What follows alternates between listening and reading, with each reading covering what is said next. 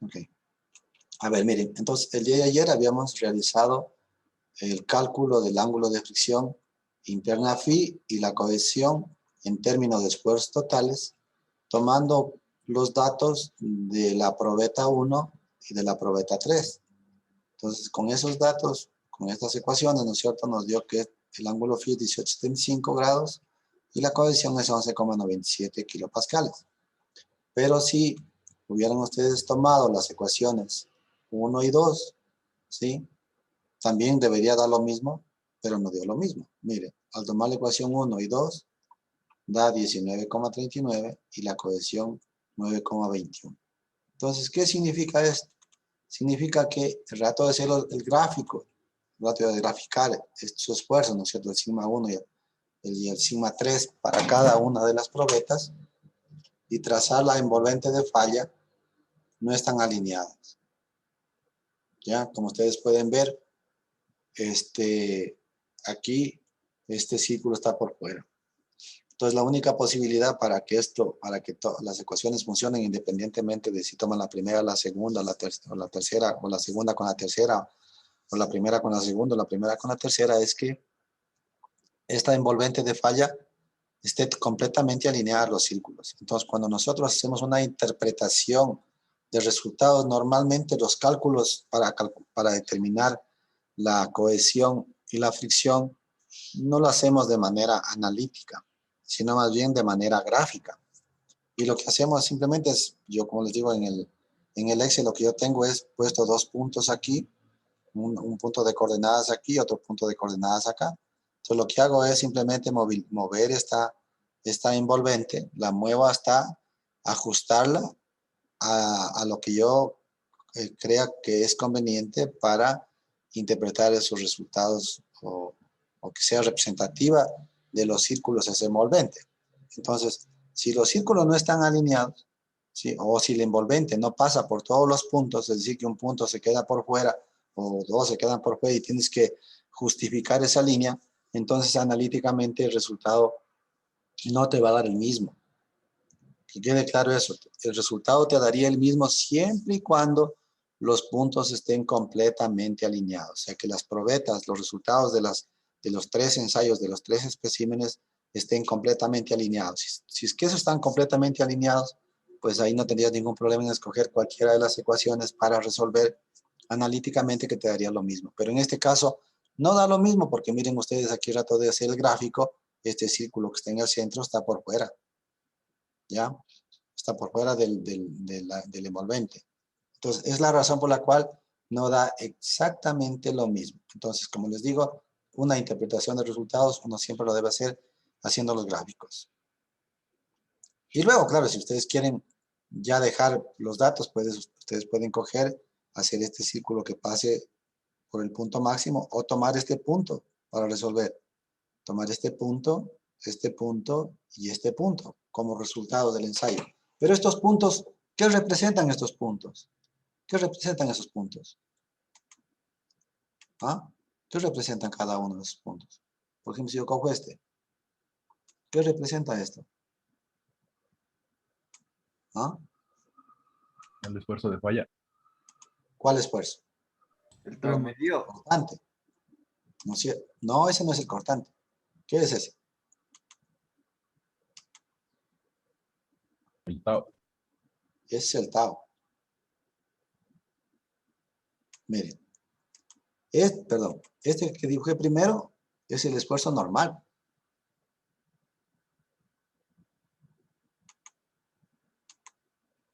Es este.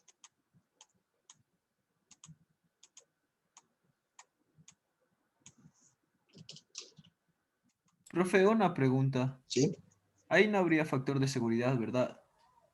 No, pues es todo lo que se está dibujando ahorita aquí son esfuerzos a la falla. Estas ecuaciones que ustedes ven aquí son para llevar a la falla al material. Son en la falla. Acuérdate que el cuadro que está arriba, este cuadro de aquí, los resultados del ensayo triaxial, el sigma 3 es el esfuerzo que tú le aplicaste de confinamiento a cada una de las probetas. Este esfuerzo desviador es el esfuerzo de rotura para esta probeta. Entonces, esta columna es el esfuerzo de rotura, el esfuerzo desviador a la rotura. Y el incremento de presión de poros es igual, es el incremento de la presión de poros en la falla. O sea, cuando se produjo la falla, esa muestra estaba con 43 kilopascales al esfuerzo desviador de 185 y con un esfuerzo de confinamiento de 160. ¿De acuerdo? Sí, profe. Ya.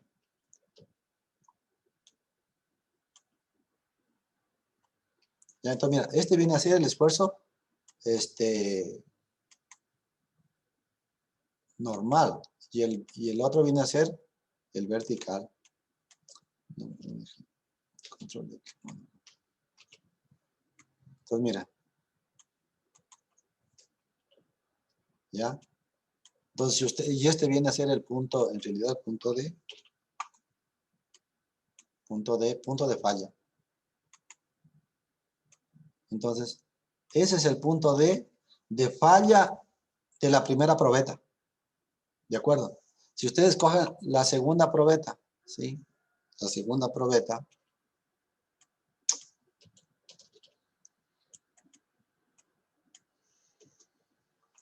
La segunda probeta. El punto D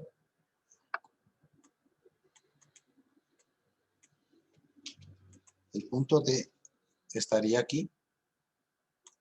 Y la tercera probeta estaría acá. Entonces, miren, el círculo D es el que no está alineado. Entonces, si ustedes pues quieren que las ecuaciones se cumplan,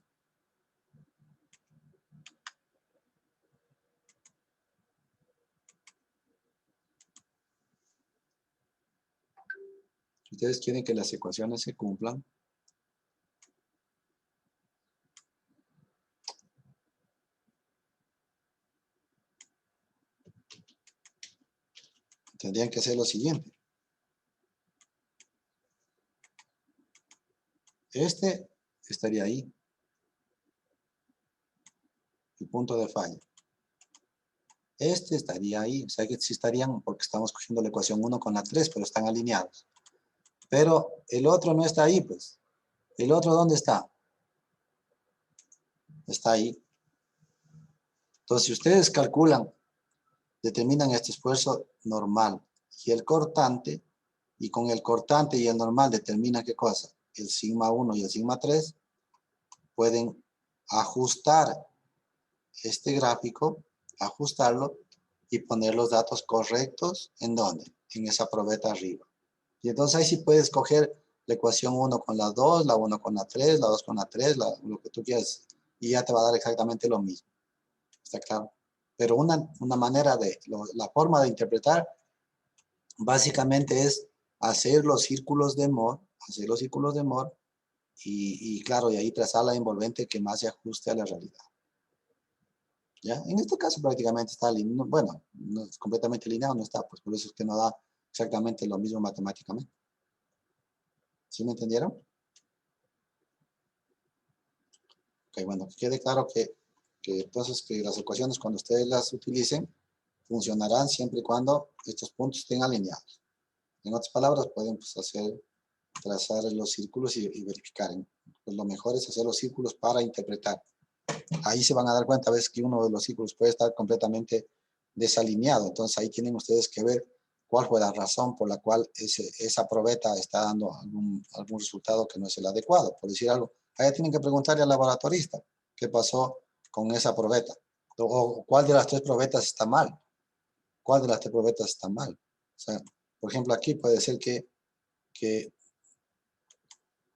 esta probeta, miren, el rato de tallarla, por aquí tuvo un vacío, por acá tuvo otro vacío, así, esa probeta, una de las probetas. Entonces, el laboratorista tiene que decirte, lo que pasó es que las dos probetas estuvieron bien talladas, pero estas probetas, esta probeta, la tercera, la segunda, la primera, ¿no es cierto? ¿Sabe qué? Había tenido unos grumos endurecidos, el rato de cortar la muestra, se creó un vacío aquí.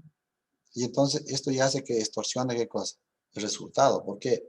Porque el área donde va a estar actuando la carga no va a ser igual en toda la sección. Si no va a ser diferente.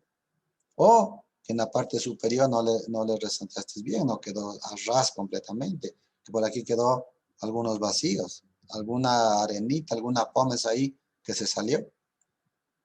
¿Me entienden? Entonces, uno tiene que conversar con el que hizo el ensayo para ver esas probetas, cuál es la que él cree que no estuvo bien hecho el ensayo. Para repetir esa probeta. ¿Ya? Bien, entonces ahora sí, supongo que quedó claro eso. Vamos a determinar ahora una solución analítica, pero en términos de esfuerzos efectivos. ¿Ya? En términos de esfuerzos efectivos.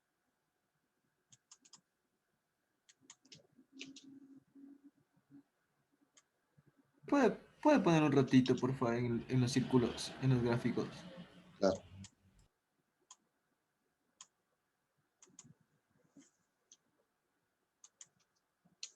¿Dónde? En los gráficos de los círculos, por favor. Ahí.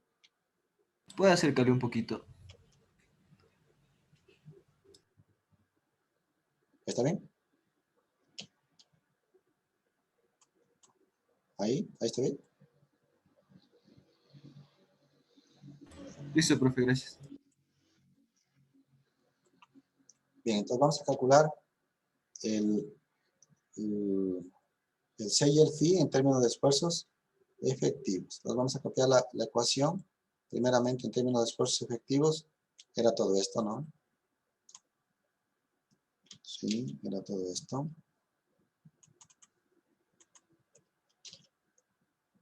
No, este ya no. Ah, bueno, sí. ¿Qué más necesitamos? Necesitamos este también.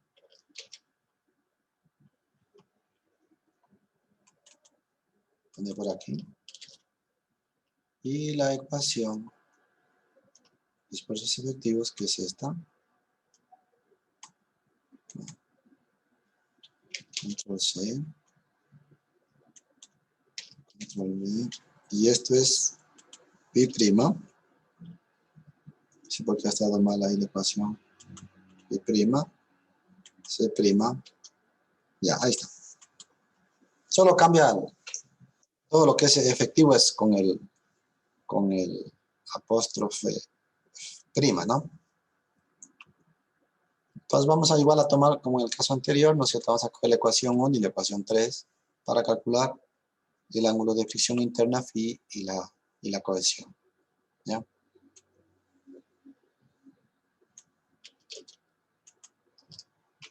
Bien, si cogemos la ecuación 1, ¿cuánto es sigma prima 1? ¿Cuánto es? Ecuación 1, ¿cuánto es? ¿Me dictan? 302. 302. ¿Cuánto es sigma prima 3?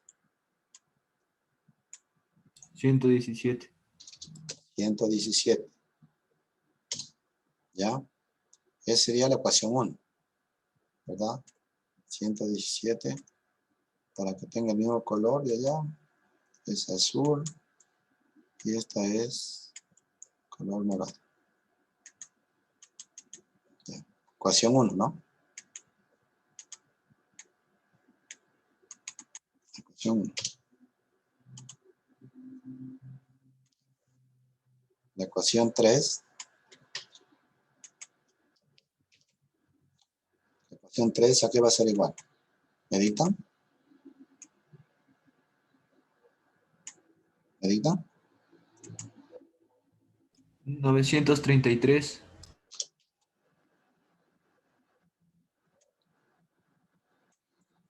¿Cuánto? 300. 388. 388. Entonces, para poder eliminar el segundo término de la ecuación, necesitamos multiplicar, ¿no es cierto?, por menos 1 a la primera ecuación. ¿Ya? Entonces vamos a multiplicar la primera ecuación por menos 1 y esto nos quedaría menos, ¿sí? Sería menos. Estamos cambiando las palabras, estamos cambiando el signo, ¿no? Quedaría menos. Y esto también sería menos.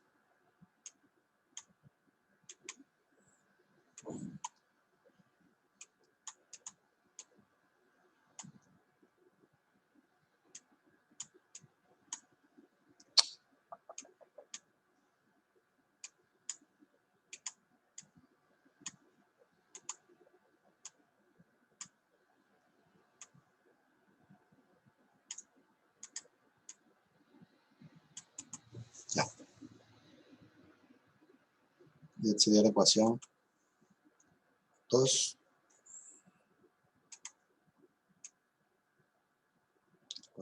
No, la ecuación 3, ¿no?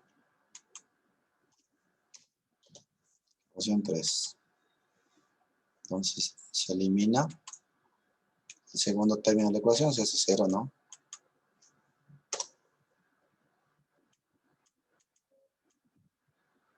Se hace 0. ¿Y qué nos queda? Me dictan aquí la resta que les da aquí. 631. Pero voy a copiar esto.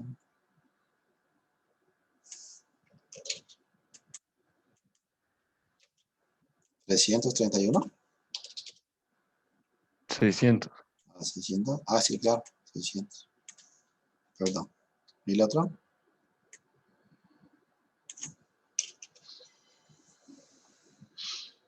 271. 200. Y sí, ¿cuánto les da? ¿Cuánto les da el ángulo de fricción?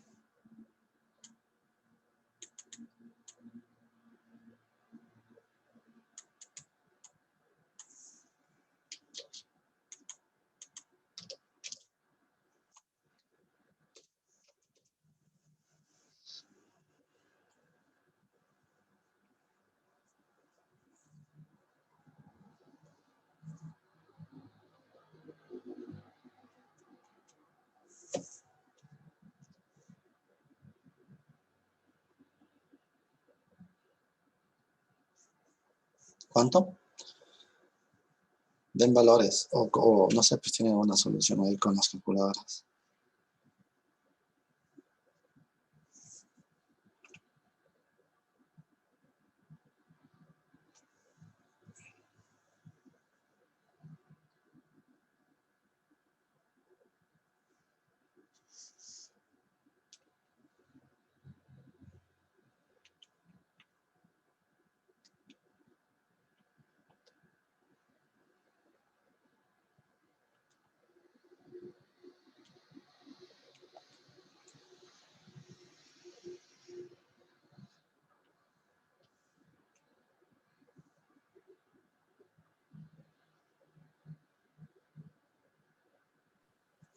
Profe, a mí con 23.53 me sale 631,17. Ya. Entonces, ¿cuánto me dice? 23 puntos. 53. Ya. 23,53. 23,52. Ah, estaba poniendo. Qué bruto. Y viene aquí 23,52.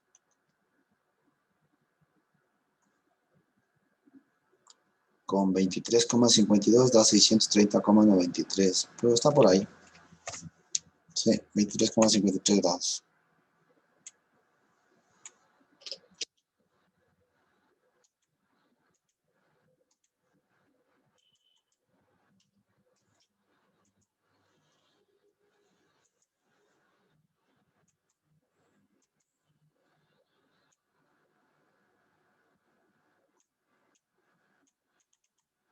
Ya, entonces con ese ángulo podemos calcular qué cosa, la cohesión en cualquiera de las ecuaciones. Entonces reemplazamos aquí el ángulo 23,53. También.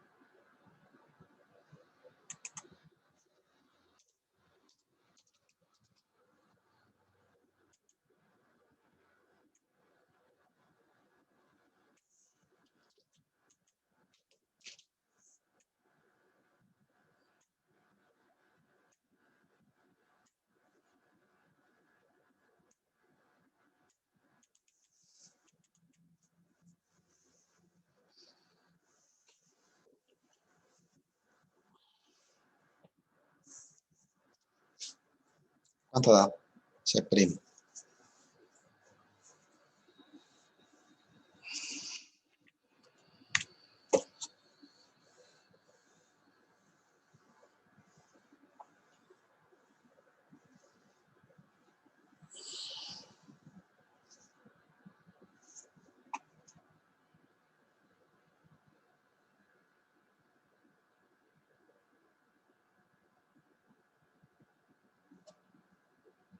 ¿Claro?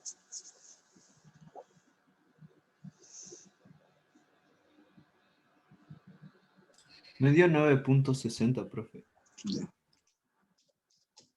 Estos son kilopascales.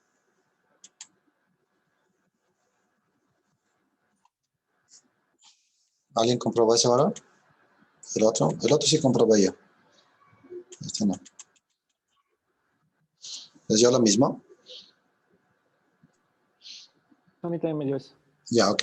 Listo. Entonces, ¿cómo se dan cuenta si está bien o mal hecho el ensayo? Acuérdense que es un triaxial CU. ¿Con qué deberíamos comparar?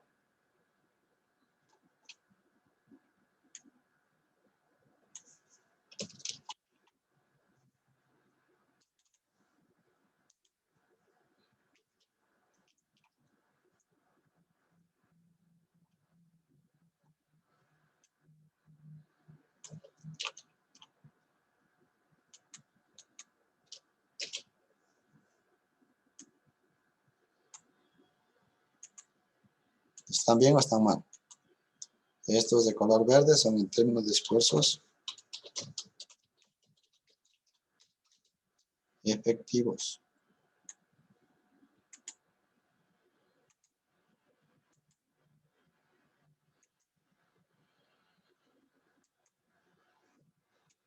Esfuerzos efectivos.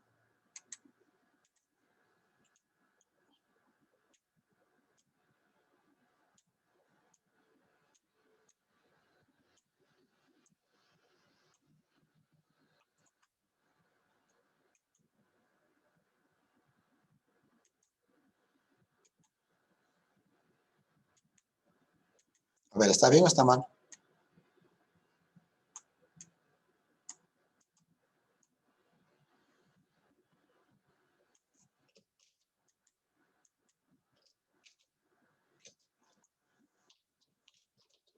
Esfuerzos totales.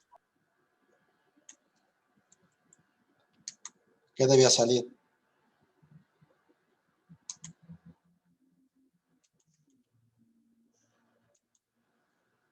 ¿Qué debía salir?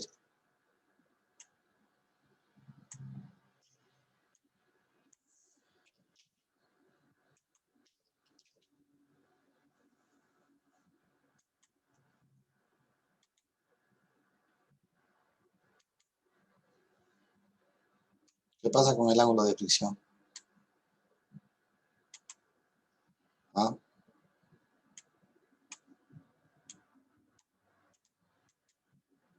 Es mayor ¿Cuál es mayor? en los esfuerzos efectivos. Es mayor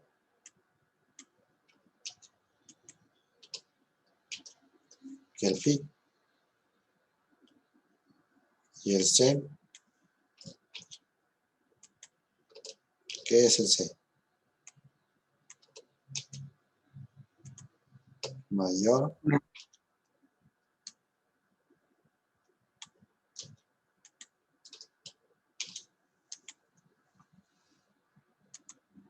¿Están de acuerdo o no? Sí, ¿Qué habíamos dicho? ¿Qué habíamos dicho? Que una manera de verificar que esos resultados sean correctos es que el ángulo de fricción interna phi sea mayor que el ángulo de fricción total y que la cohesión total sea mayor que la C'. ¿Por qué el ángulo de fricción interno phi es mayor que el phi total? El phi' es mayor que el phi total.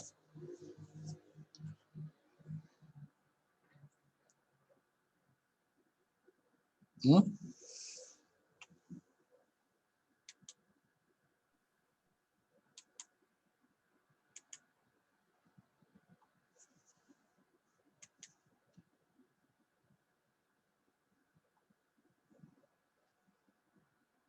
Se necesita más esfuerzo para romperle.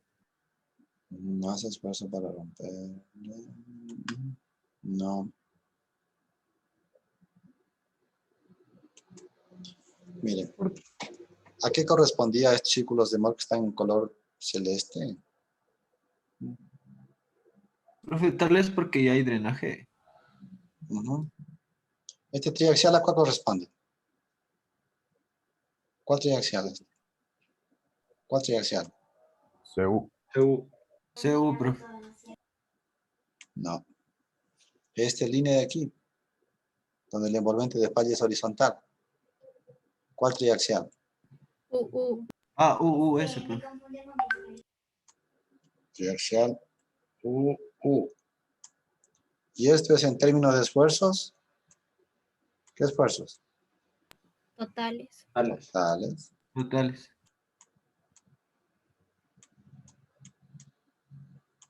Totales. Y estas dos líneas que están aquí es el resultado de un ensayo triaxial CU. Y esta línea roja es en términos de esfuerzos totales.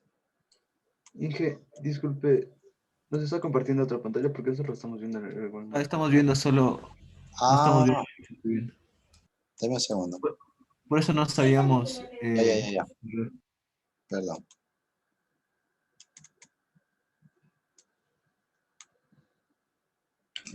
Ahí sí. Mil disculpas que pensé que estaba viendo la... Miren. Entonces, este círculo que está de color celeste corresponde a un triaxial U en términos de esfuerzos totales. Y estas dos líneas que ustedes ven aquí corresponden a un triaxial CU.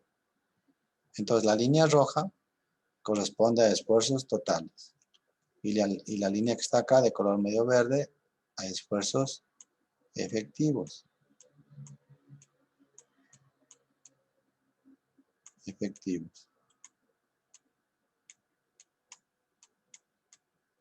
La pregunta que empiezo haciéndoles es la siguiente. ¿Por qué? Porque si en el triaxial U, ¿no es cierto?, estamos trabajando con esfuerzos totales. Y en el triaxial CU, esta línea corresponde a esfuerzos totales.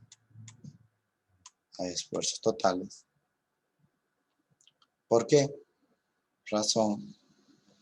Esta la pendiente es horizontal y esta la pendiente es inclinada.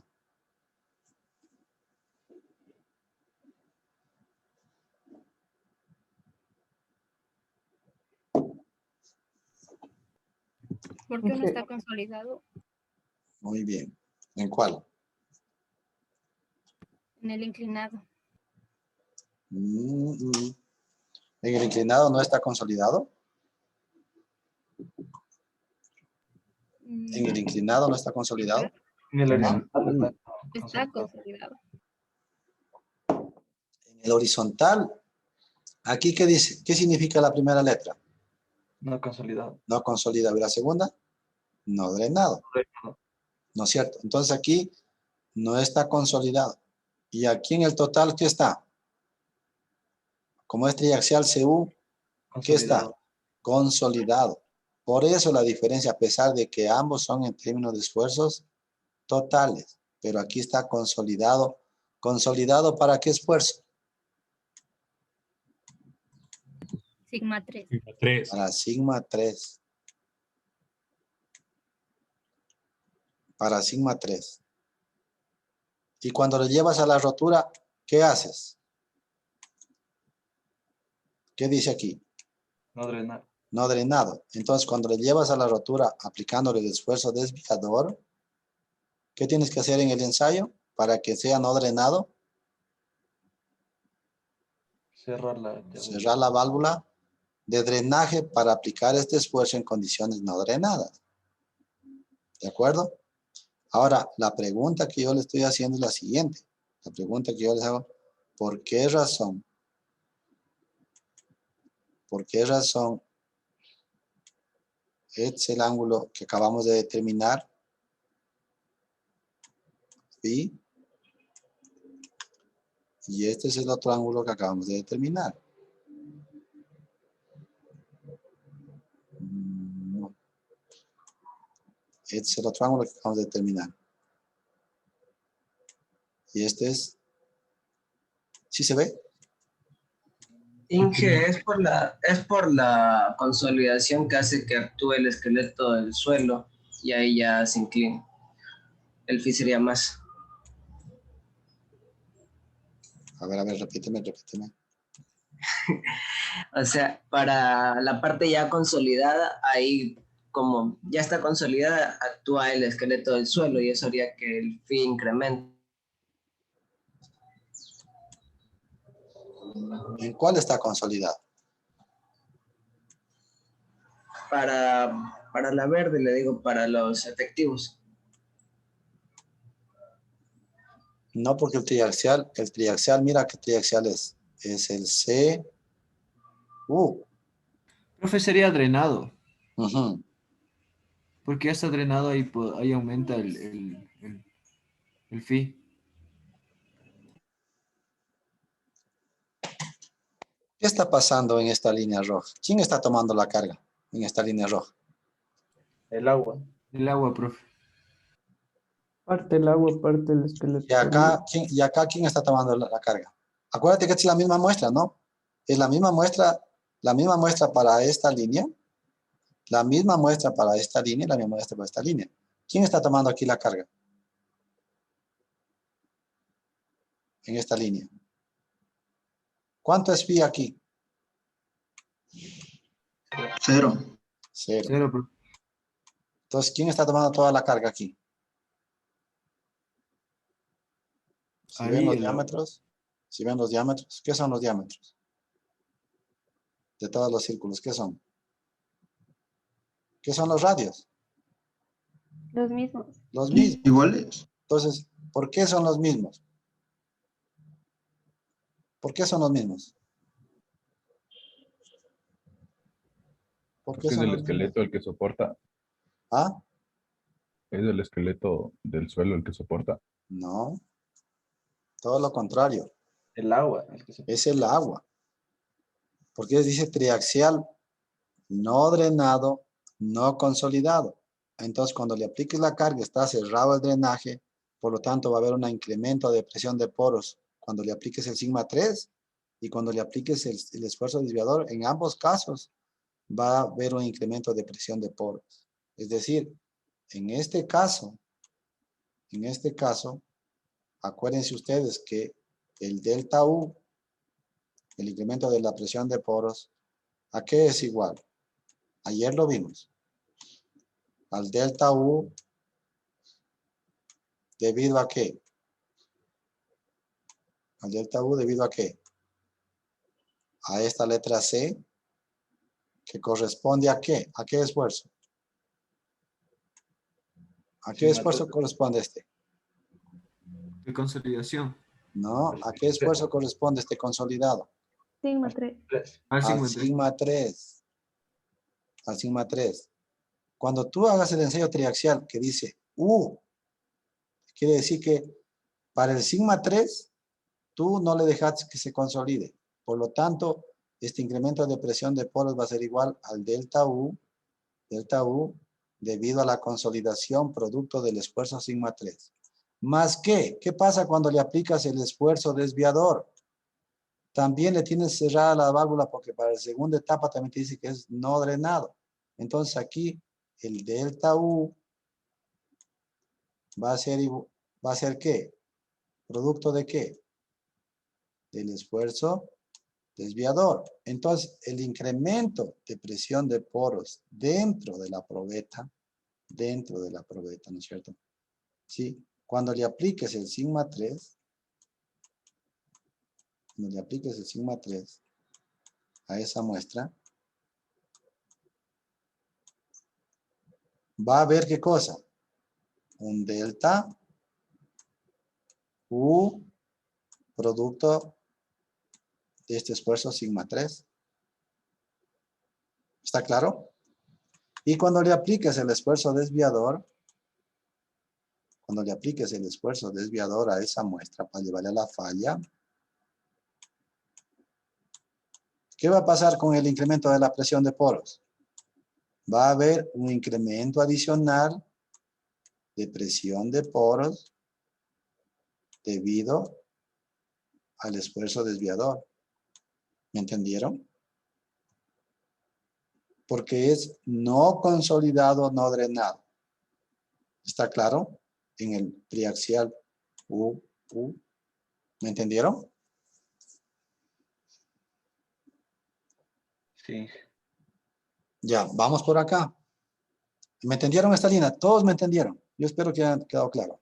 ¿Sí? ¿Todos? ¿Puede repetir, Inge? No le entendí mucho esa parte, Inge. Mira, cuando le aplicas el sigma 3, como el ensayo dice no consolidado, para que esté no consolidado, ¿qué debería estar en la válvula de drenaje? Cerrada, para provocar que no se drene, ¿no es cierto?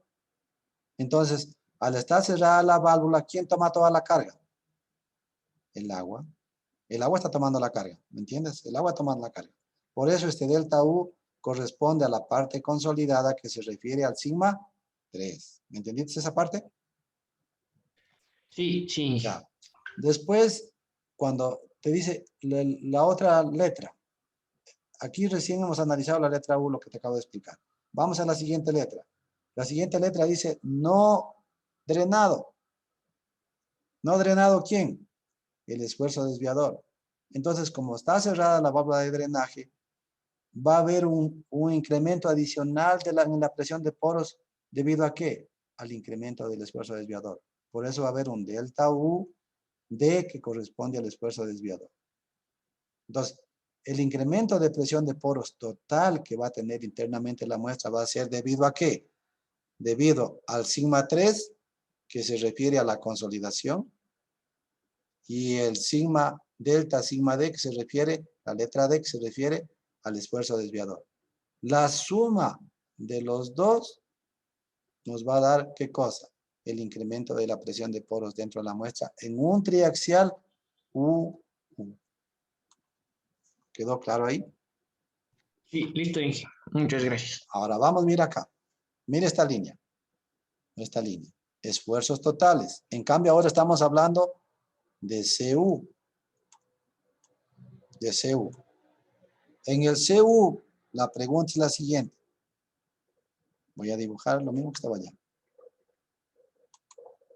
En el CU. Yo dibujo la probeta. Le aplico el esfuerzo desviador. Perdón, el esfuerzo de confinamiento. Sigma 3. Sigma 3. Sigma 3. Sigma 3. Y sigma 3. Hasta ahí todo está claro, ¿cierto?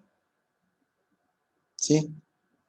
Cuando yo le aplique este esfuerzo desviador, ¿qué pasa con el incremento de la presión de poros? ¿Va a ser cero?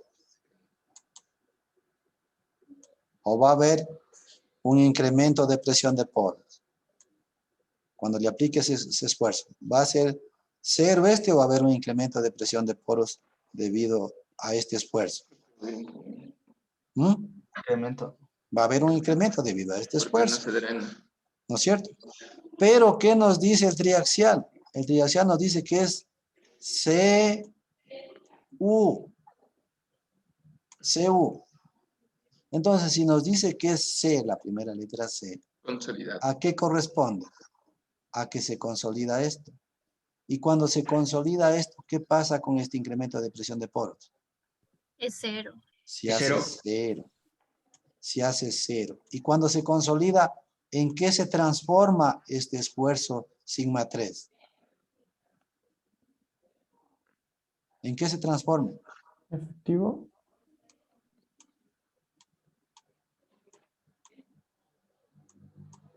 O sea, en principio tú le aplicas un esfuerzo total sigma 3. Permites que se consolide para hacer el triaxial CU. Le haces que se consolide. Al consolidarse, el incremento de presión de poros se hace cero. Se hace cero. Y el esfuerzo, como ya se drenó todo el material, se hace efectivo. ¿Entendieron hasta ahí? ¿Sí? Ahora miren, vamos a copiar esta fórmula que está aquí, acá. El incremento de la presión de poros. ¿A qué va a ser igual? El incremento de la presión de poros en el triaxial CU va a ser igual al delta U debido al esfuerzo sigma 3 que se refiere al consolidado. Pero como ya está consolidado, ¿qué pasa con este esfuerzo? Con esta presión. Es cero. Es cero. Ahí estamos nosotros, ¿qué cosa? Recién así, cumpliendo con la primera letra C. ¿Sí? Vamos a la segunda letra. Le voy a someter al esfuerzo desviador. Le aplicamos aquí el esfuerzo desviador delta sigma D. Al aplicar este esfuerzo desviador, ¿qué pasa aquí? Va a haber ¿qué cosa? Un delta, un incremento de la presión de poros, ¿no es cierto? Incremento de la presión de poros debido al esfuerzo desviador. Acuérdense que esta letra era así. ¿Ya? Debido al esfuerzo desviador, perdón, debido al esfuerzo desviador. Va a haber un incremento de presión de poros debido al esfuerzo desviador. La pregunta es la siguiente. ¿Qué dice la letra? No drenado. No drenado. Para que esté no drenado, ¿qué deberíamos hacer en el ensayo?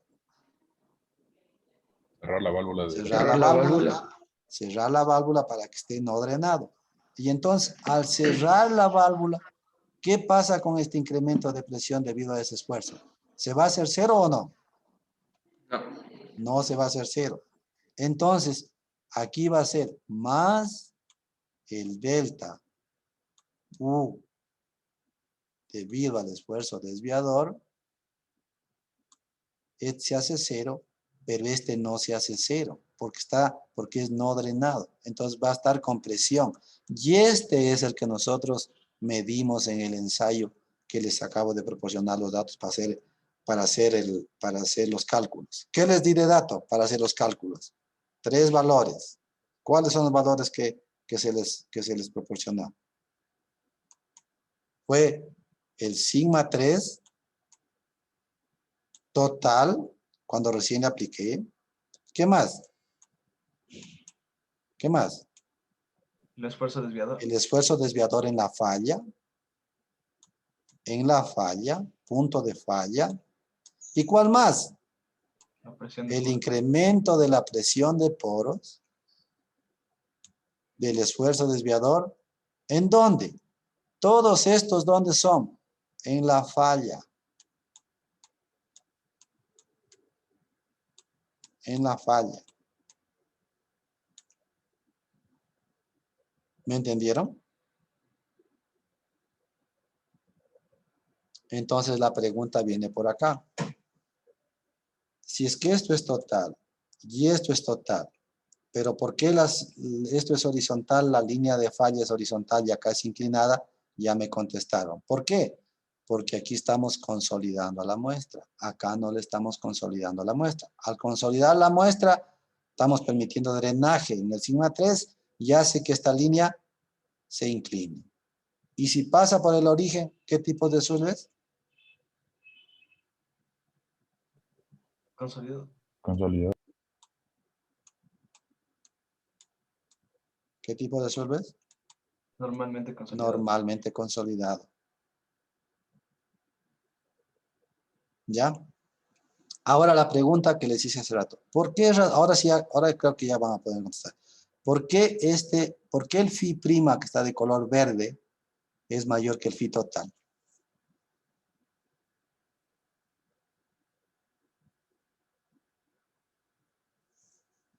¿Quién toma la carga aquí?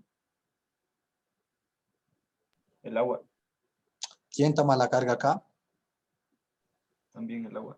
Aquí el agua. ¿Y acá también el agua? ¿Y si es que es el agua, es horizontal y es inclinada?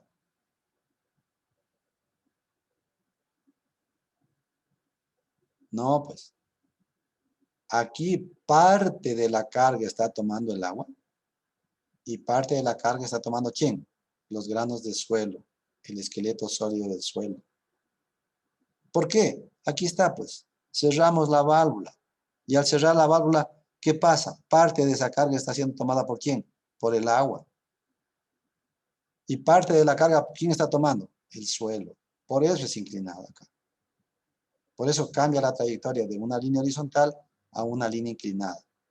Ahora, ¿por qué razón esta es más inclinada que la de acá? Por eso el ángulo de fricción phi prima es mayor que este phi. ¿Por qué es más inclinada esta? ¿Por qué es mayor el phi de color verde que el phi de color rojo? O sea, phi efectivo que phi total. ¿Por qué? ¿Quién toma toda la carga aquí? El suelo. El suelo. Entonces, ahí ya me entendieron. Miren, aquí toda la carga es tomada por el agua. En esta línea. En esta línea parte de la carga es tomada por el agua, parte es tomada por el suelo. Y acá, toda la carga ha sido transferida ¿a quién? Al esqueleto sólido del suelo. Por eso es que aumenta la fricción de los granos y ya solo trabaja el esqueleto sólido del suelo. Por eso phi prima es mayor que phi total. ¿Quedó claro? Sí. Entonces, cuando ustedes calculan a través del ensayo triaxial CU, el sigma prima, que lo vimos que era igual al sigma total menos el incremento de presión de poros, ¿sí? Del esfuerzo desviador, el incremento de presión de poros del esfuerzo desviador. Cuando ustedes restan los dos, están llevándola de un esfuerzo total a un esfuerzo efectivo. En otras palabras, es como si hubieran hecho ustedes un ensayo triaxial CD, porque el CD también te permite calcular ¿qué cosa? El phi prima. Entonces, en un triaxial CU, tú calculas C total, phi total. Como registras el delta U, ¿no es cierto? Como dato, puedes calcular los esfuerzos efectivos, ¿no es cierto? El sigma prima. Y al calcular el esfuerzo efectivo, puedes calcular C prima y phi prima. Entonces, este C prima y phi prima, como son parámetros en términos de esfuerzos efectivos, estos dos también vienen a ser ¿qué cosa? Como si fuera un triaxial lento, que está acá.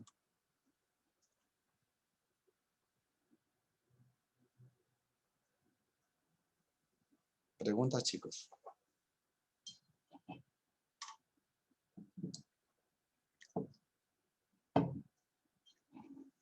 ¿Me entendieron? ¿Quedó claro?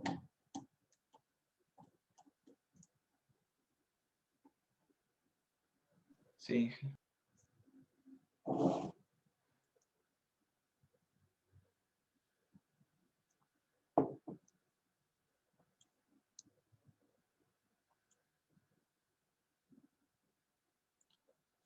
Ok, y lo mismo pasa en la cohesión, ¿no?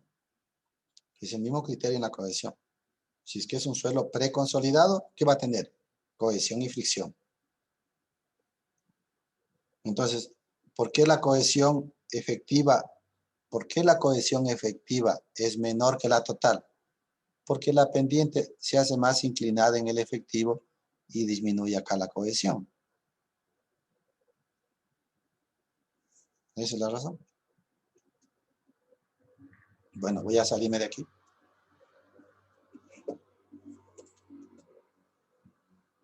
Les puse en foro, ¿sí lo revisaron? ¿No? Sí, profe. Hasta mañana nomás tienen cómo contestar, me parece. Yo no estaba hasta el viernes. O, perdón, mañana es jueves, perdón, viernes.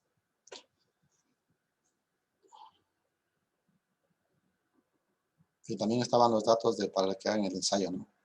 El informe, perdón. Del corte directo. Listo. Ah, no, aquí no estamos trabajando. Descartar. ¿Quedó claro entonces?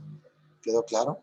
Aquí la cohesión total es mayor que la efectiva. ¿Por qué? Porque el ángulo de fricción, o sea, si hacemos un plano de coordenadas, esta línea está por aquí. Si hacemos un plano de coordenadas, miren, ¿sí? Si es que esta es la envolvente de falla, Inge, estamos en el PowerPoint. ya Sí, les profe, paso. estamos en por. Ya les paso. Déjenme compartir este. Y ya. Ya me estorba esto cada rato. Ya, sí. A ver, entonces, si nosotros reemplazamos, miren,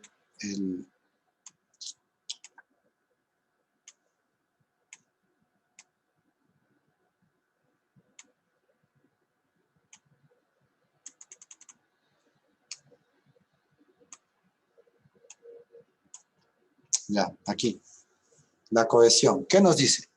Que la cohesión total, ¿sí? Que la cohesión total es mayor que la cohesión efectiva. Si es que esta es la cohesión total, es la cohesión total. ¿Qué pasa con la efectiva? ¿Qué nos dice? Que la efectiva es menor. Entonces, si yo dibujo la efectiva, estaría así. ¿Pero por qué es menor? Porque el ángulo de fricción es mayor.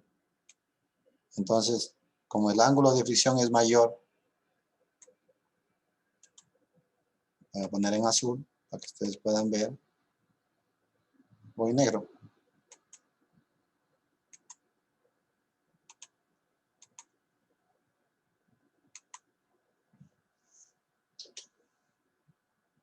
Este sería C. ¿Por qué pasa esto? Porque en términos de esfuerzos efectivos, ¿sí? En términos de esfuerzos efectivos, el ángulo de inclinación, miren, el efectivo, lo que está en negro es efectivo.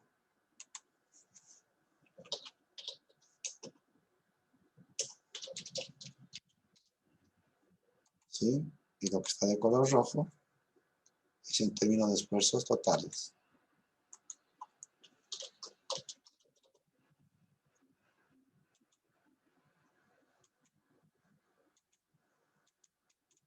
Y entonces, miren,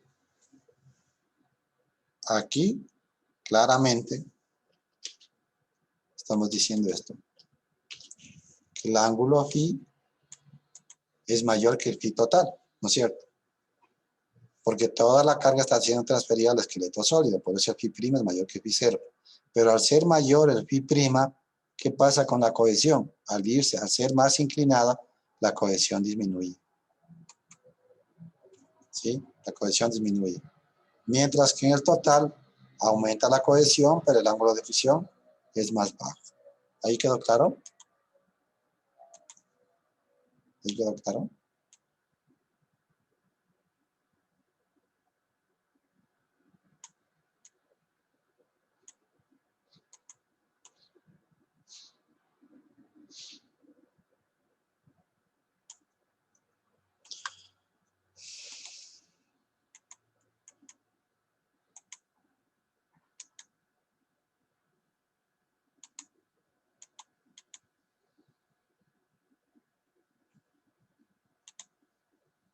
Bueno, y ahí terminamos con... Ahí terminamos con... ahí terminamos el capítulo, perdón.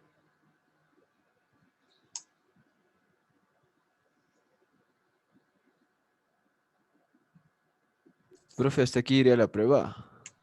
Sí. Ujú.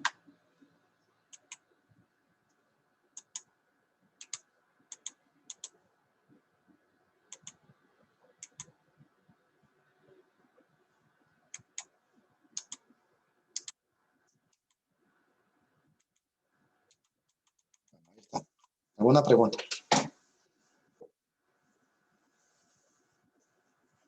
¿Alguna pregunta?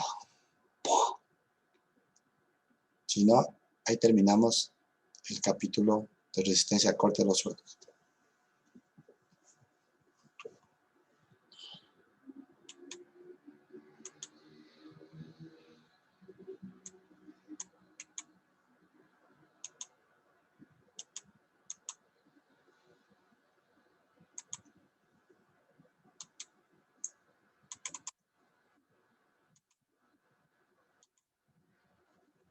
Bien, vamos a ver la unidad 2, que corresponde a la distribución de presiones. ¿Ya? ¿Para qué sirve esta unidad de distribución de presiones? ¿O qué nos permite determinar la distribución de esfuerzos en la masa de suelo? Lo que nos permite es el cálculo de los esfuerzos en la masa de suelo, ¿sí? Es determinar básicamente los asentamientos que va a tener una cimentación. Entonces, suponiendo que este es un canal, digamos, esta es una viga de cimentación, desde el nivel de cimentación de la viga hacia abajo comienza la disipación del esfuerzo. Es decir, que si nosotros colocáramos aquí una columna, ¿sí? Aquí una columna, ¿no es cierto? Ahí, una columna. Y supongamos que fuéramos a colocar aquí una zapata. Desde este nivel para abajo comienza la disipación del esfuerzo. Y esta altura de aquí a acá viene a ser el nivel de desplante de la cimentación, DF, o profundidad de empotramiento de la cimentación, el DF. Entonces, cuando nosotros calculemos la disipación de los esfuerzos, siempre lo vamos a hacer a partir del nivel de cimentación hacia abajo. No desde este nivel, pondrán atención, porque aquí no hay carga. La carga está aplicada abajo. Y desde donde está aplicada la carga, desde ahí va a comenzar a disiparse los esfuerzos. Entonces el objetivo, voy a borrar esto. Entonces el objetivo de determinar los esfuerzos en la masa del suelo es la determinación justamente de esos esfuerzos, de esos incrementos de esfuerzo y las deformaciones producidas por las cargas en la superficie del macizo rocoso. En otras palabras, lo que nosotros hacemos es determinar esos incrementos de esfuerzo que se generan bajo la cimentación y con esos incrementos de esfuerzo podemos estimar los asentamientos elásticos o también asentamientos por consolidación, que ustedes ya vieron el semestre anterior. Los asentamientos elásticos vamos a ver más adelante, pero por consolidación ustedes ya vieron en el capítulo de consolidación.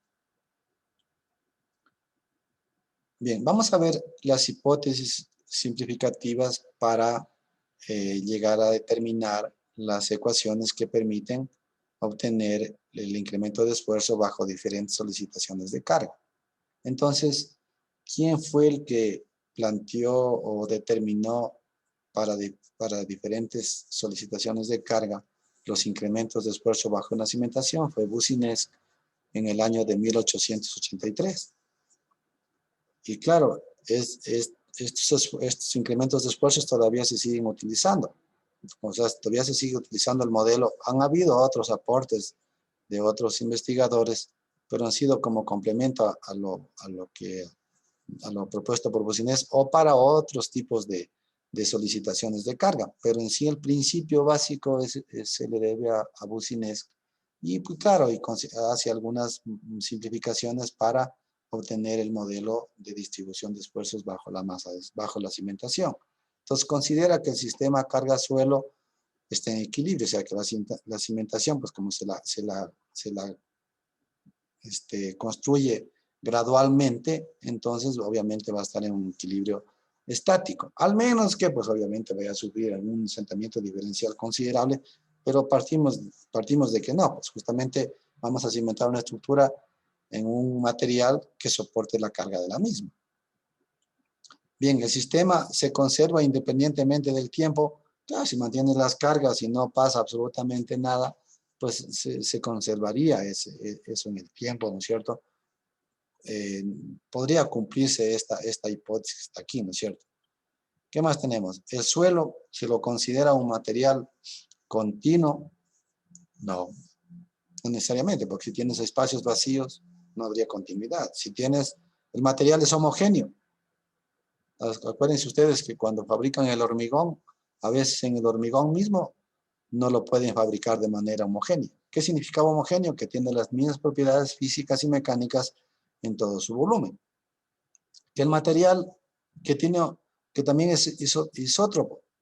¿Qué era isótropo? Que tiene las mismas propiedades en todas las direcciones. Ustedes saben que ni cuando se fabrica un material prácticamente podría lograrse eso. Sí, en algunos materiales sí. Puedes ensayar la muestra de manera vertical o transversalmente la muestra que te daría el mismo resultado. Eso significa isótropo, ¿no es cierto? Que tiene las mismas propiedades en cualquier dirección que se ensaye el material. Y que sea linealmente elástico también es algo que no necesariamente podría pasar, ¿sí? Entonces es cuestión de que apliques una carga más allá de la parte elástica del material y ya tendría un comportamiento diferente. Y la última, que no suele cumplirse también, es que las constantes obtenidas de los ensayos, ¿no es cierto?, son independientes del tiempo. Eso también no es cierto, porque donde cambia la humedad, ustedes saben que cuando cambia la humedad del suelo, las propiedades de material también cambian porque es función del contenido de humedad. Entonces hay algunas cosas que realmente no se cumplen en el modelo. Sin embargo, pues se ha utilizado cantidad de obras de ingeniería y claro, con los respectivos factores de seguridad y todo lo demás, ha funcionado y seguirá funcionando este tipo de análisis, ¿ya? Entonces, el modelo planteado por Boussinesq, ¿sí?, pues no representa un modelo real del suelo como tal. Acuérdense ustedes que habéis visto, ¿no es cierto?, en la conformación del suelo en geología, el semestre anterior y en suelos 1, que normalmente los suelos no necesariamente tienen estratos que son horizontales. Pueden estar inclinados, pueden tener pues, este tipo de configuración. Además, las partículas del suelo pueden estar densificadas, pueden estar sueltas.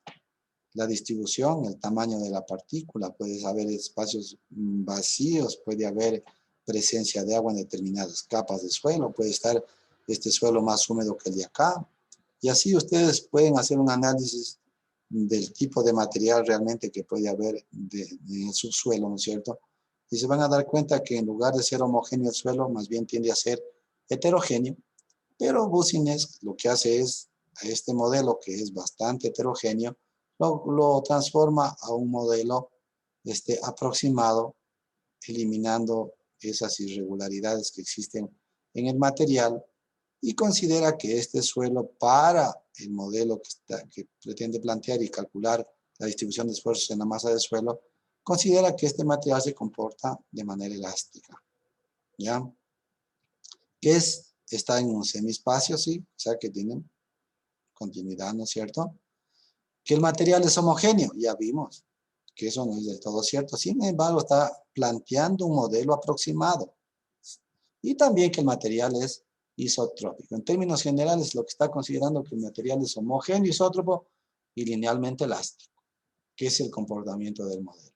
Y en base a este comportamiento es que determina la distribución de presiones en la masa de suelo. Distribución de presiones que pueden ustedes determinar vertical en el sentido X y en el sentido Z, pero a nosotros no nos interesa en el sentido X y Z, sino en el sentido vertical, y en el sentido vertical, obviamente, al considerar este modelo, no intervienen los parámetros de suelo en el análisis.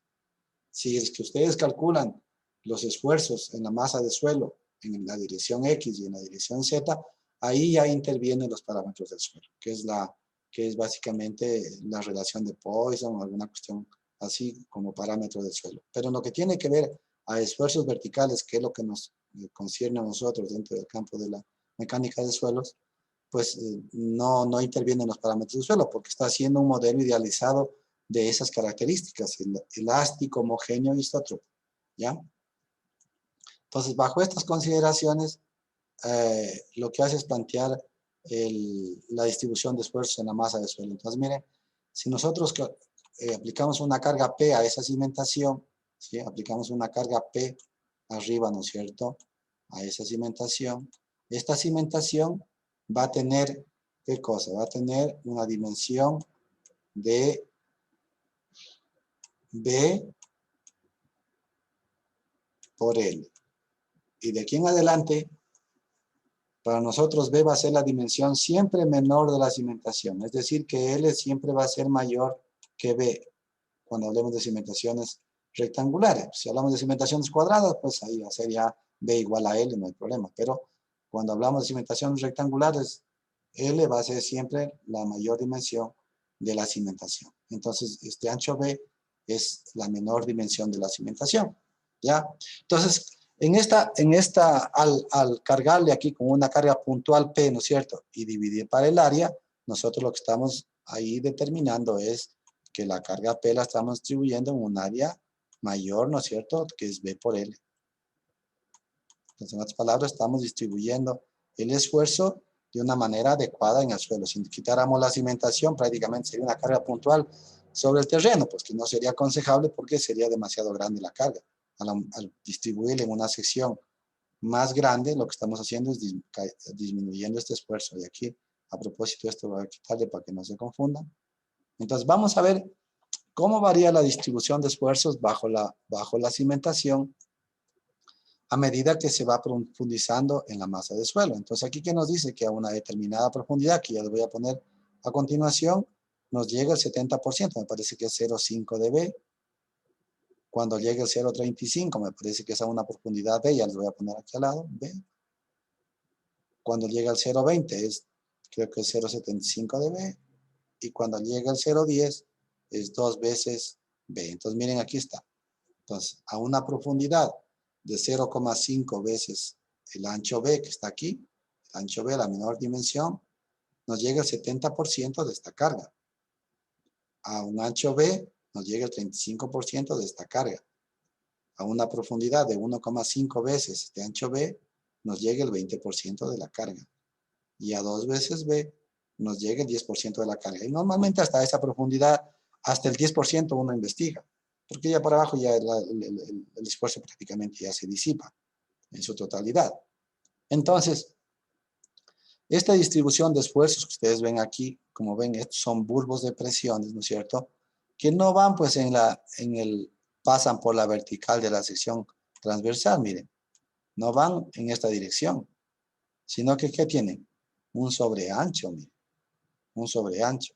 Entonces, cuando hacemos mejoramientos de suelo, obviamente consideramos el sobreancho. Si yo quiero mejorar hasta esta profundidad del suelo, no mejoro solo esta parte de aquí, cortando verticalmente al terreno así, sino tengo que cortar con un sobreancho para cubrir la distribución de esfuerzos de este bulbo de presiones. Ya vamos a ver cuál es esta pendiente en la próxima diapositiva. Entonces, sería, miren, los esfuerzos llegarían hasta acá. Por lo tanto, para hacer este mejoramiento, yo tendría que mejorar todo esto, con un sobreancho de mejoramiento. ¿Ya? ¿Por qué? Porque cuando la cimentación cargue a este nivel, va a presionar, y si no cubre estos esfuerzos y este material sigue siendo de mala calidad, esto va a presionar y va a empujar hacia acá y se va a desplazar el material y no has ganado mucho. Por eso es que debe ir con un sobreancho toda esta parte de aquí. ¿Ya? Es como algo adicional que les estoy explicando. Inge, Sí. Inge, Sí. una pregunta. ¿Esa relación de carga y base se mantiene en todos los suelos o dependiendo del suelo varía? ¿Cuál? ¿Esta carga de aquí? ¿Esta? O sea, que dice que, digamos, a un quinto de la base va a pasar el 0,5 de la carga. Esto de ¿Eso se aquí. mantiene? Esto. Se mantiene en No, todos los suelos. este es un aproximado, muy aproximado. Este es un aproximado solo para que ustedes vean cómo es la distribución de esfuerzos bajo una cimentación. Pero esto ya a medida que vamos viendo los diferentes tipos de cimentaciones y las cargas, entonces vamos allá a calcular un valor real a cualquier punto donde tú quieras. Por ejemplo, una cimentación tú puedes calcular en este punto, en este punto, en este punto, en este punto. En cualquier punto bajo la cimentación tú puedes calcular. Simplemente de manera general para que ustedes vean cómo se va disipando el esfuerzo. Pero ya desde el punto de vista técnico no le calculamos de esta manera, sino simplemente cuando vos calcules, tengas una cimentación y estés calculando esfuerzos, digas, ok, sí, más o menos está por ahí según este gráfico, nos dice que a 0,5 dB más o menos nos llega el 0,7. Vamos a calcularlo con las fórmulas que nos da Business para ver si es verdad, y puede ser que por aquí te quede 0,65, 0,74, ¿me entiendes? Ahí estás calculando ya con las ecuaciones de manera real en este punto, y si quieres calcular acá, calcularías, si quieres acá, puedes calcular en cualquier punto bajo la cimentación. Acá, visto acá, puedes calcular bajo este punto, donde tú quieras. Puedes calcular bajo la cimentación. Bien, gracias. Bien, vamos a hacer el análisis de dos cimentaciones donde le vamos a aplicar la misma carga Q. ¿Ya? A las dos cimentaciones, la diferencia está en que una cimentación es más pequeña que la otra, pero el esfuerzo que transmite cada una de ellas es lo mismo. Y está cimentada sobre este material que está aquí, que es una capa de arena, una capa gruesa de arena y grava. ¿Ya? Entonces, y abajo también tenemos otro material, pero la distribución de esfuerzos de las dos cimentaciones se nos quedan arriba. Entonces, miren, ahí está. ¿Ya? Hasta ahí se disipó por completo el esfuerzo, ¿Y qué significa? Que ambas zapatas quedaron en este mismo material, el cubo de presiones.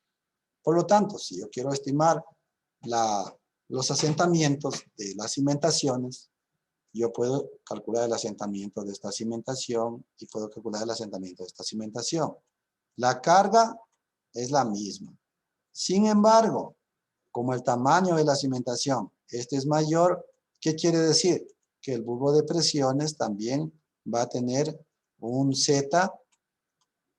Si le pongo aquí este Z, le voy a poner de la figura 1, de la figura 1, de la figura 1, el Z de la figura 1, y este Z de la figura 2, ¿sí? Z de la figura 2.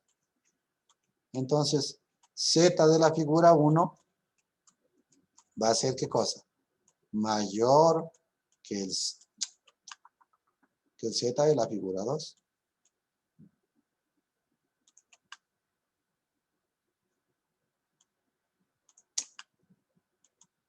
Que el Z de la figura 2.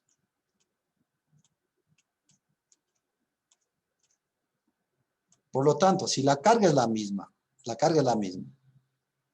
pero el tamaño de la cimentación es diferente, el asentamiento va a ser diferente. Si el material es el mismo, entonces el asentamiento de la cimentación 1 va a ser mayor que el asentamiento de la cimentación 2. Siendo esta la cimentación 2. ¿Ya? A pesar de que la carga es la misma, que el suelo es el mismo. El suelo es el mismo. Sin embargo, por el tamaño de la cimentación, el asentamiento es diferente. Si se dan cuenta, para eso nos sirve, ¿qué cosa? El cálculo de la distribución de presiones bajo una cimentación.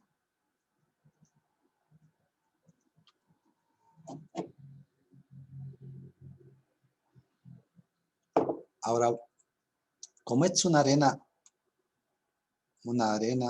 y grava, ¿no es cierto? Una arena gruesa y gravas. Los asentamientos, si estuviera, a ver, voy a ponerles aquí ya, con lo que vimos anteriormente, esto ya me deberían contestar, como se dice, cerrando los ojos. Si el nivel freático estuviera aquí,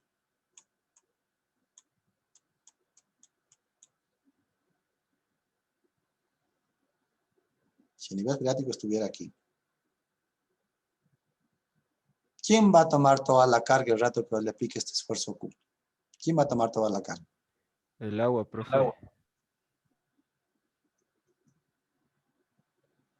¿Segurísimo? Mira.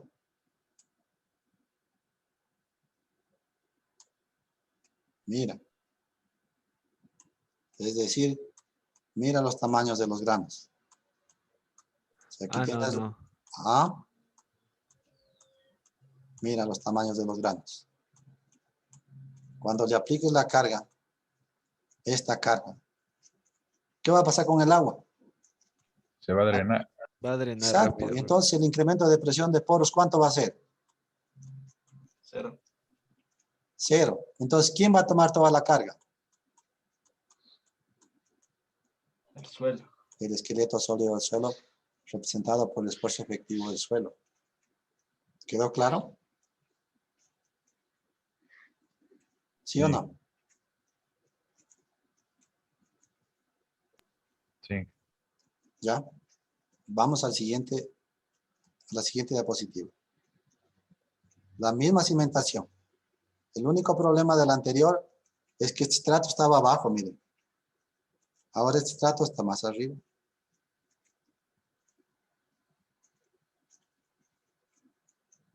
Miren.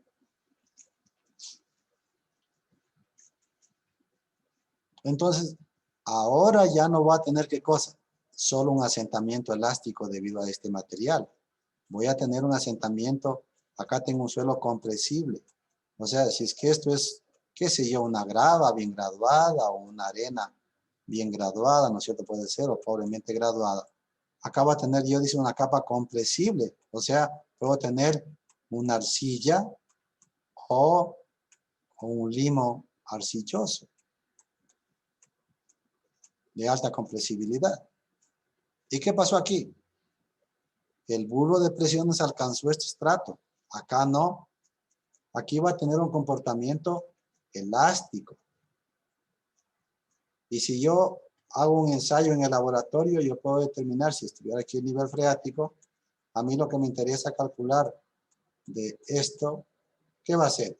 La cohesión, si es que tiene, que no tendría por el tipo de material, no habría cohesión, pero sí habría, ¿qué cosa? Ángulo de fricción de ese material. Esto sería aproximadamente 0. Y este sí tendría valor de ese material. Pero ¿qué pasa acá en este material? Aquí voy a tener ¿qué cosa? C' y Φ'. ¿Y qué más necesito? ¿Qué más necesito? O sea, si ustedes, a ver, si ustedes fueran a cimentar sobre este estrato de arcilla que está sumergida, fueran a cimentar una estructura ahí está la cimentación. Ahí está la cimentación, el DF, ¿ya? Y esto es una arcilla. Y sabemos que está con nivel freático arriba. Entonces está sumergida abajo, ¿ya? Nivel de aguas freáticas. Les pregunto a ustedes, ¿qué triaxial harían? CU ¿Por qué? tiene que cohesionarse y como está bajo el nivel freático no se drena. Entonces, ¿qué parámetros vas a tener aquí? Del CU. Sigma 3. Estoy de acuerdo contigo que debes hacer un CU. ¿Y el CU qué te da de resultado? La cohesión en términos de esfuerzos totales y el ángulo de fricción en términos de esfuerzos totales. ¿Sí ven? Te da las dos cosas. Esfuerzos totales y efectivos. Esfuerzos totales y efectivos. ¿Para qué te sirven en el análisis estos esfuerzos totales aquí? ¿Ah? ¿Para qué te sirven los totales aquí? Miren, si aquí aplican ustedes un esfuerzo, ¿quién toma toda la carga? El agua. El agua. Entonces, el agua va a ser quien tome este esfuerzo Q que estamos viendo arriba. Porque es una arcilla. Entonces, como el agua toma toda la carga, a corto plazo, ¿qué parámetros me sirven para el análisis? ¿Qué parámetros? Totales. Totales. Los totales. A corto plazo me sirven los totales. Es decir, que me sirve la cohesión y la fricción.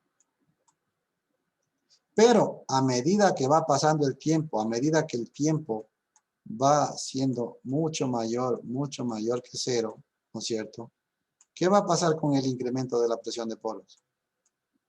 Se va a hacer 0. Va a tender a ser 0. Cuando eso pase, ¿qué parámetros me sirven para el análisis? Los efectivos. Los Los efectivos, profe. efectivos. C' y Φ'. Y esto, el análisis que hago, ¿qué va a ser? A largo plazo.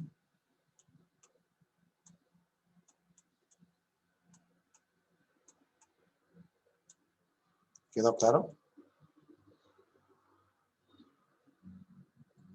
Entonces, cuando hacemos el análisis de esta cimentación, yo voy a tener por aquí un asentamiento elástico, producto de los dos estratos, un asentamiento elástico, pero también voy a tener un asentamiento a largo plazo, otro asentamiento por consolidación. Pero para eso me sirve la distribución de esfuerzos. Entonces, ¿cuál se va a asentar más de las dos cimentaciones? ¿Cuál se va a asentar más? ¿Cuál se va a asentar más? Miren la anterior. Esta se asentaba más a pesar de que el material era homogéneo. ¿Sí? Por el tamaño, este se asentaba más. Pero ¿qué pasa en el siguiente ejemplo? Si ustedes comparan esta cimentación y la comparan con esta cimentación de aquí, con esta misma cimentación de aquí, ¿cuál se asentaría más? ¿La diapositiva anterior, donde estaba esa cimentación, o acá? Esta. ¿Por qué? Porque vas a tener el asentamiento elástico de los dos materiales más el asentamiento por consolidación de esta capa de arcilla. Que este va a ser a corto plazo y este va a ser a largo plazo. ¿Me entendieron? Pues es la razón por la cual uno tiene que investigar los esfuerzos en la masa de suelo.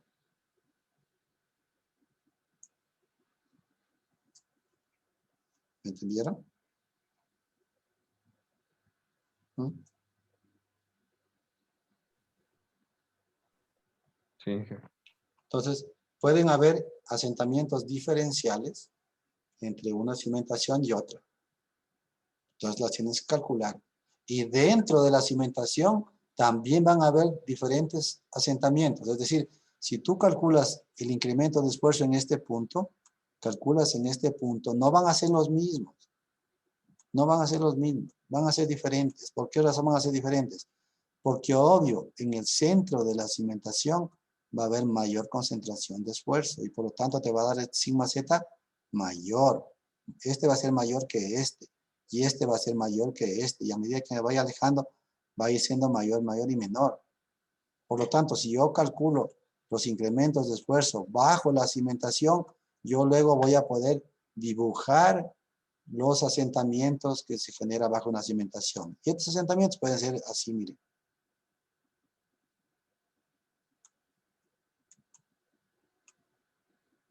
Entonces, aquí vas a tener un asentamiento en esquina, un asentamiento en esquina, ¿sí? Ahí, y acá vas a tener un asentamiento máximo en el centro. ¿Pero por qué es diferente? Porque los esfuerzos en la masa de suelo cambian. Más no porque los parámetros cambian aquí, no cambian. Aquí cambia es el incremento de esfuerzo en la masa de suelo, aquí donde estamos analizando. Acá abajo sí ya cambian los parámetros del suelo, ¿ya? Pero esto sería para una cimentación flexible. Flexible. Esta deformación, es decir que la zapata se deforma. Estoy exagerando la deformación, pues, ¿no? La zapata se deforma así. Pero una cimentación rígida no. ¿Qué significa? ¿Cuál es la diferencia? Una rígida aumenta significativamente el peralte. Y el rato que construyes una cimentación rígida, lo que estás haciendo es una cimentación que no doble, que no se deforme. Entonces, con eso, ¿qué logras? Que el asentamiento sea uniforme en todo su ancho, en toda su área. Bueno, eso vamos a ver más adelante. Ok, vamos a ver el método práctico, método 1-2. Este es un método para encontrar la presión a una profundidad Z cualesquiera, por debajo del centro de una zapata rectangular, uniformemente cargada con una carga Q0, ¿ya? Entonces, se supone que el esfuerzo se distribuye en un área que va a variar desde B por L a nivel de cimentación, ¿sí? Y aquí viene el método práctico. Entonces, ¿qué significa el método 1-2? Que tenemos, esta pendiente que tenemos aquí va a tener un ancho 1 y en vertical 2. ¿Sí? En ancho 1 y en vertical 2. Este es el método práctico 1-2. Entonces nos permite calcular la distribución de esfuerzos a una profundidad Z cualquiera con este método práctico. Muy facilito de aplicar, de hacerlo, muy fácil realmente. Entonces si quiero determinar el incremento de esfuerzo a esta profundidad, simplemente lo que tengo que determinar es a qué es igual esto. A qué es igual. ¿Quién me dice que es igual a esa distancia? Acuérdense que esto es B. ¿A qué va a ser igual esto? Si es que esto es 1, y 1 es en horizontal y 2 en vertical, y esto es Z, en función de Z, ¿cuánto es el ancho? ¿Cuánto es? Z sobre 2. Z medios. Z medios. Y acá también, Z. Dije, ¿podría volver a repetir eso? Yo no lo entendí, es que se me entrecortó un poco. Claro. Lo que tratamos aquí es de determinar el incremento de esfuerzo que está aplicado a nivel de cimentación, cómo se disipa este esfuerzo en la masa de suelo. Entonces, si tú consideras a una profundidad Z cualquiera y la relación de la pendiente es 2-1, o sea, 1 en horizontal crece, 1 en horizontal, pero en vertical se duplica. Dije, ¿y Entonces, sería la misma pendiente de la que tenemos a la derecha que a la izquierda? claro, es la misma, claro, sí, sí. Ay, Entonces, gracias. si es que esto es Z, y como Z es el doble del ancho, entonces en esta dimensión va a ser Z sobre 2. ¿Sí? Igual acá Z sobre 2. Es decir, que este sobreancho, ¿a qué va a ser igual el sobreancho total? Z sobre 2 más Z sobre 2 y más B, que nos daría B más Z. ¿Sí? Si le sumo Z sobre 2 más Z sobre 2, ¿qué nos queda? Z. Y más el ancho B, nos quedaría B más Z. Pero esto sería visto, si es que esta es la zapata, si es que esta es la zapata, lo que estamos dibujando ahorita, esto es B. Esto es B. Lo que estamos dibujando es la distribución de presiones en esta dirección B. Pero si ustedes ven hacia el lado L, si es que esto es L, ¿no es cierto? Hacia el lado L, también se va a disipar el esfuerzo a sí mismo. Es decir, que va a variar desde un área que es B por L, va a ir variando hasta B más Z en la dirección de B. Entonces, si vemos la siguiente diapositiva, miren, ahí tenemos la zapata, aquí tenemos la longitud L, el ancho B y la carga que está actuando aquí. Esta carga que está actuando aquí se está distribuyendo en esta área B por L.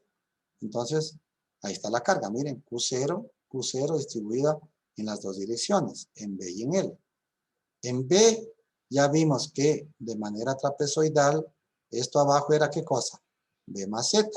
¿Y en L qué va a ser? Algo parecido, miren. Miren. Esto es L y esto es B. Entonces abajo, como esta relación es 1, 2, y acá también es, perdón, 2, 1, un 2 en vertical y 1 en horizontal, entonces aquí ¿qué nos quedaba? L más, o B más Z, perdón. B más Z. ¿Y acá qué va a ser? L más Z. A una profundidad Z.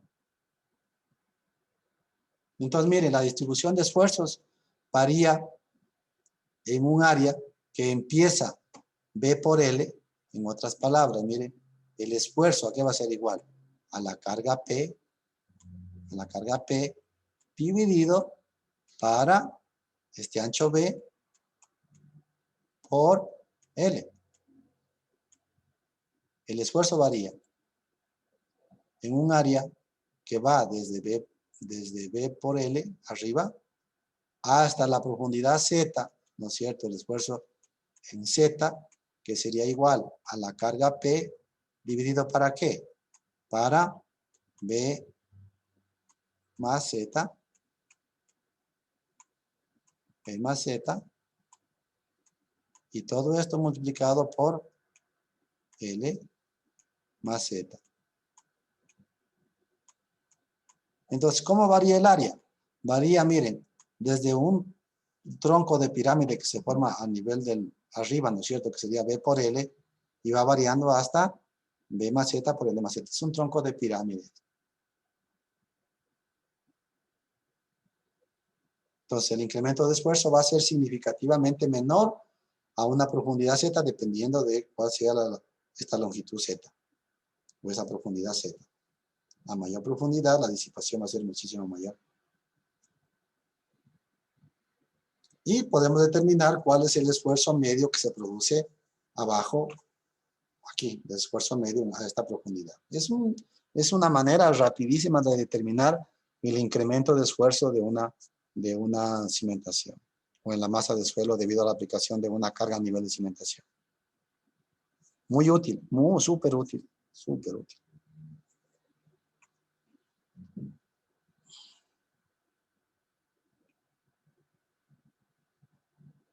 Entonces, es el esfuerzo vertical promedio, ¿no? O medio a este nivel.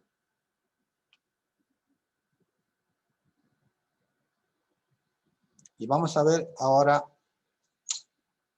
para una carga puntual, cómo calcular el esfuerzo, la distribución de esfuerzos bajo la cimentación. Entonces, ahí tenemos nosotros una carga puntual, ¿sí? Una carga puntual. Queremos determinar el incremento de esfuerzo a una distancia R y a una profundidad Z. Aquí les he dibujado de esa manera para que se pueda ver, pero en otras palabras, lo que estamos queriendo determinar es si aquí tenemos una carga P aplicada y nos dice, yo quiero determinar a una profundidad Z, ¿sí?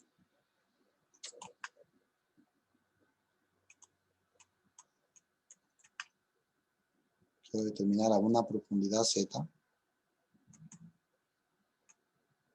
¿ya? A una profundidad Z,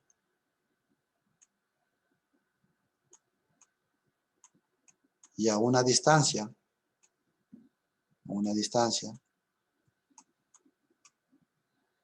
R, el esfuerzo. Entonces yo quiero, en esta dirección, quiero determinar el esfuerzo, ahí. Entonces ahí me interesa determinar el incremento de esfuerzo, el sigma Z. A ver, por si acaso, en los libros pueden encontrar como sigma Z, como delta sigma,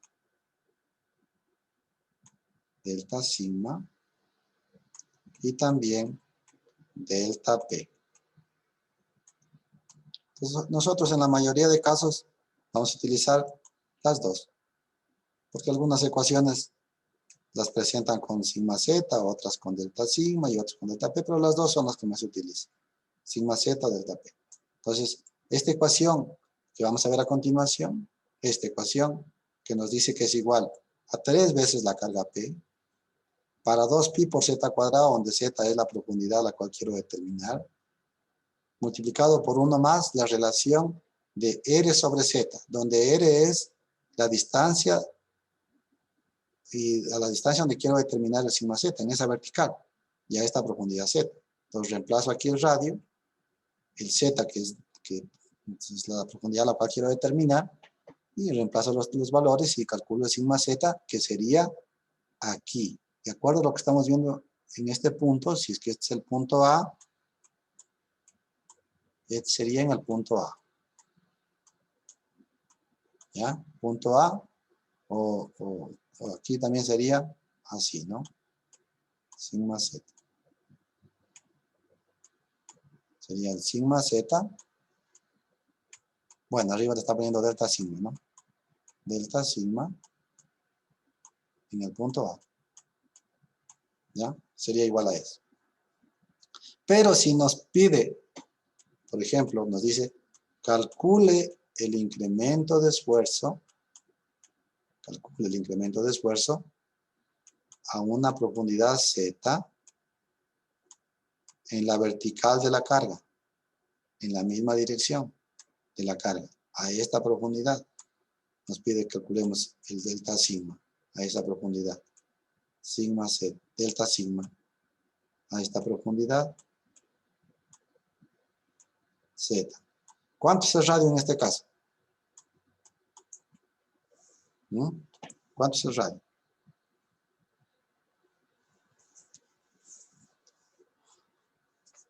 Si nos pide bajo la línea, bajo la carga P, ¿cuánto sería el radio?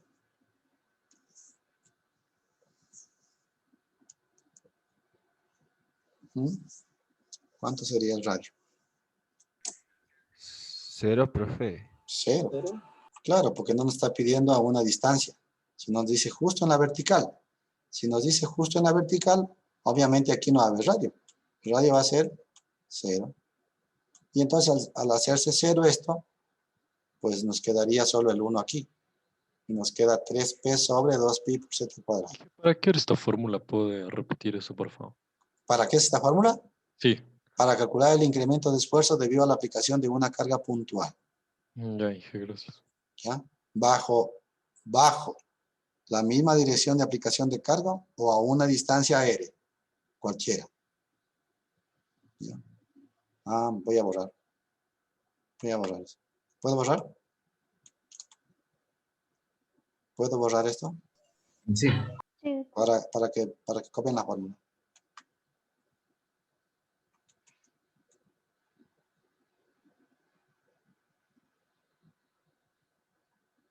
Creo que se ve. Ahí está. Entonces, esta fórmula es válida si R es igual a 0.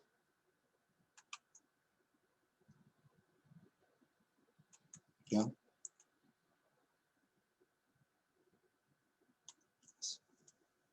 Si R es igual a 0, pues entonces de arriba se hace 0 la R y te queda 3p sobre 2pi por z cuadrado.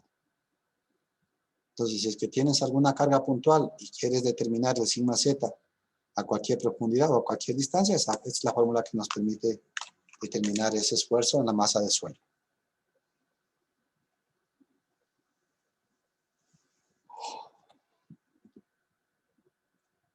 ¿Alguna pregunta, chicos? ¿Mm?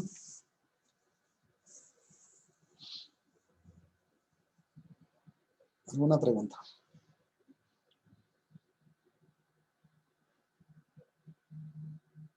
¿No hay preguntas?